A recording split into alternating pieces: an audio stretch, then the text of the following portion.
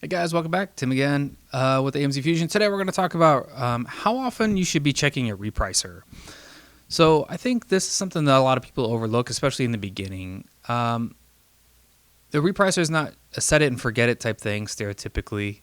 Things are constantly changing on Amazon, and you need to be keen and aware of those changes and how that affects your business. So how often should you be checking your repricer and all your products? In my mind, at least twice a week. And I'm sure that's going to be a shock to some people. Some people will be like, what? I just set 500% ROI and minimum to 25%, whatever your standards are, and you just let it go. The problem is, guys, things are changing every single day. The number of sellers will swell up like crazy on a listing. The price freaking tanks because all these sellers came on the listing. And when that happens, you're going to be stuck with dead inventory. It's just going to be stagnant, not moving. It's not selling. And you have sunk costs is what we call it. You have a bunch of money and product that's just sitting on the shelves of Amazon collecting storage fees when you could have gotten rid of that inventory and purchased something else. So this is something, like I said, we in our business, we check our repricer twice a week, and we have a filter. So we use our own repricer, Fusion Repricer, and we have filters at the top that we can set pre-made filters, and one of our pre-made filters is like not competitive. So we select that filter and we can see all the products that the buy box currently is less than our minimum price. And so we can understand, hey, all these products suck. They're not selling. We can go back and look at the history and be like, whoa, it's been that way for 30 days. What are we doing? And we've got some automations built in our own repricer where you guys might think this is crazy as well, but it's worked really well for our business. If our products don't sell, if we have 0 sales on a product in 30 days, we start to liquidate out. And again, I would rather get my money back out of that product than let something sit on a shelf for 60 days, 6 months.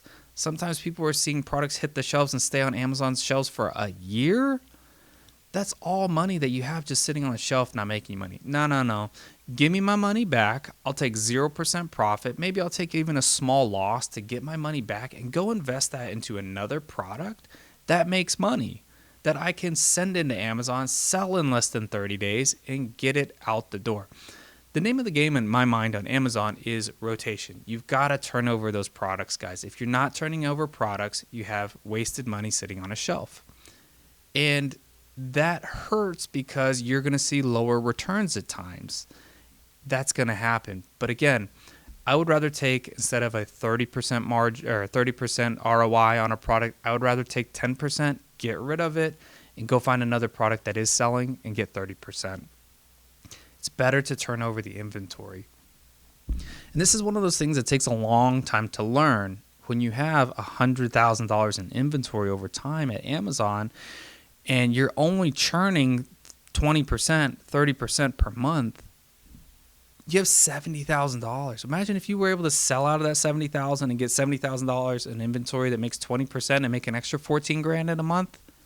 That's a lot better. If you turned over that inventory, get rid of that stale stuff, get new inventory in, and make money on that inventory. So I think it's really important, guys. You need to check your repricer once or twice a week, and you need to look for any of those products that are not selling, where the buy box is less than your minimum price. Investigate it. Are we too high? Did Amazon jump on the listing? Are we going to be able to sell this? Look at the quantities, the stock quantities. There's like this thing we think sells 90 units a month, and there's like 400 units ahead of you that, people are lower than you. Well, 400 units, and that's 90 a month. That's almost 5 months of inventory that's got to sell out before you're going to sell at your price. What could you have done with that same money in 5 months? You probably could have turned that same money over at least twice in 5 months. If you churn over your money, by the time you get your money back, buy a new product, prep it, send it to Amazon, let them sell out, you could probably turn over that money twice.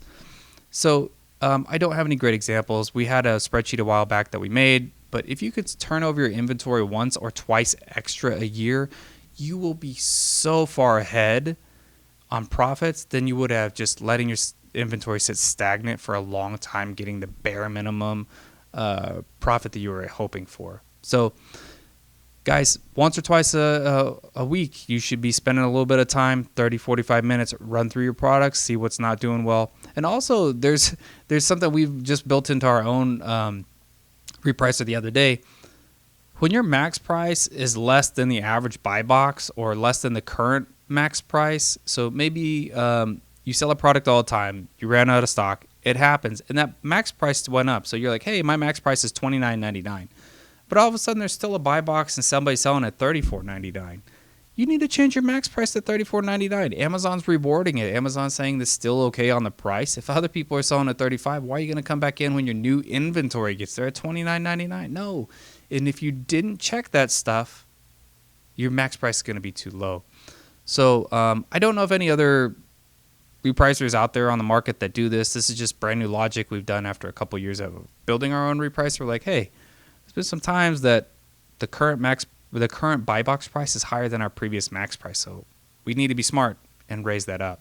So again, things you need to look out for if you're going to restock products. But spend a little time, guys, every week.